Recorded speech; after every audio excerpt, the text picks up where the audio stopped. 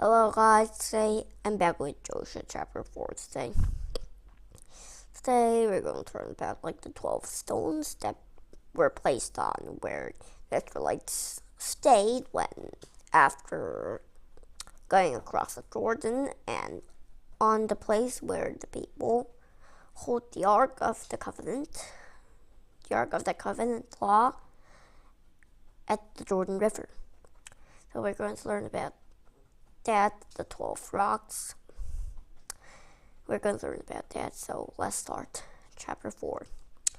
After the whole nation had gone across the Jordan River, the Lord spoke to Joshua, and he said, "Choose 12 men from among the people.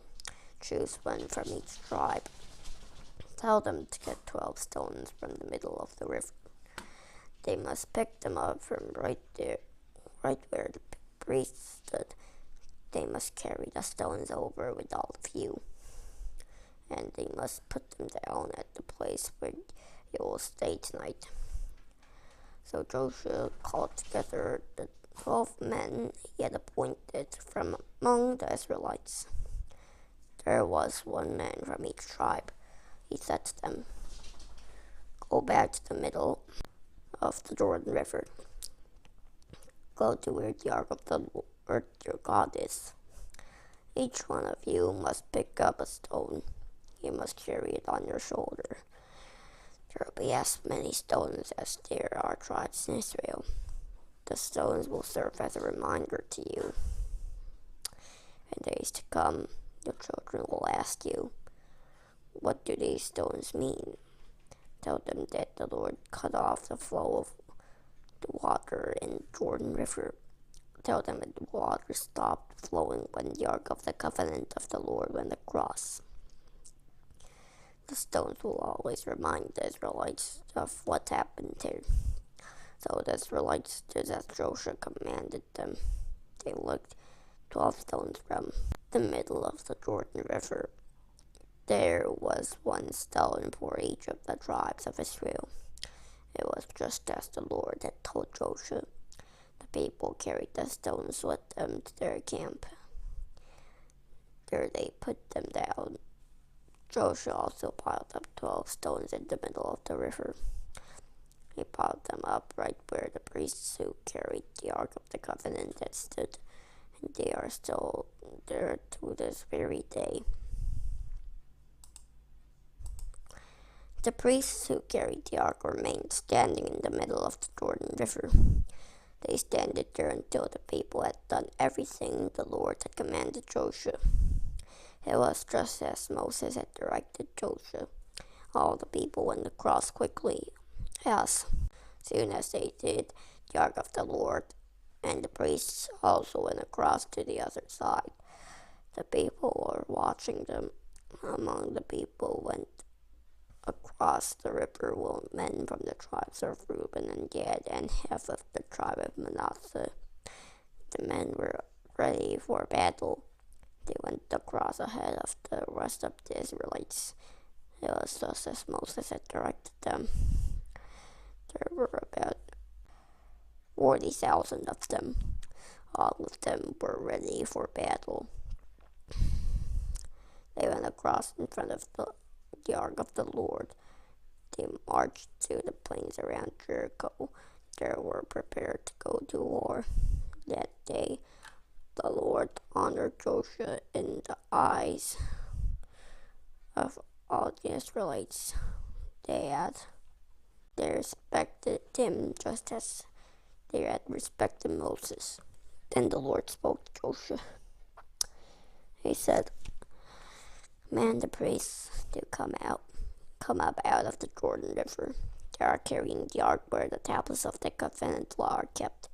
So Joshua gave a command to the priests. He said, "Come up out of the Jordan River." There the priests came up out of the river. They were carrying the Ark of the Covenant of the Lord.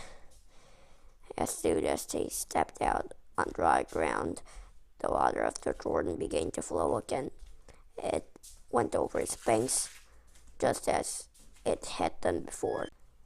On the 10th day of the first month, the people went up out of the Jordan River. They camped at Gilgal on the eastern border of Jericho. Joshua set up the 12 stones at Gilgal. They were the ones the people had taken out of the Jordan. Then he spoke to the Israelites. He said, "In days to come, your children after you will ask their parents, 'What do these stones mean?' Their parents must tell them, 'Israel went across the Jordan River on dry ground. The Lord your God dried up the Jordan before you until you had gone across it. He did to the Jordan River the same thing he had done to the Red Sea. We dried up the Red Sea ahead of us until we had gone across it. We did it so that all the nations on the earth would know that he is powerful. He did it so that you would always have respect for the Lord your God.'" Life in Bible Times. Memorials. The Israelites crossed the Jordan River into the Promised Land. God made a dry path through the water so the people could walk safely across. Then Joshua told one man from each of the 12 tribes of Israel to pick up a stone. He told the men to carry the stones to the other side. Joshua piled up the stones for a memorial, a special reminder. The stones reminded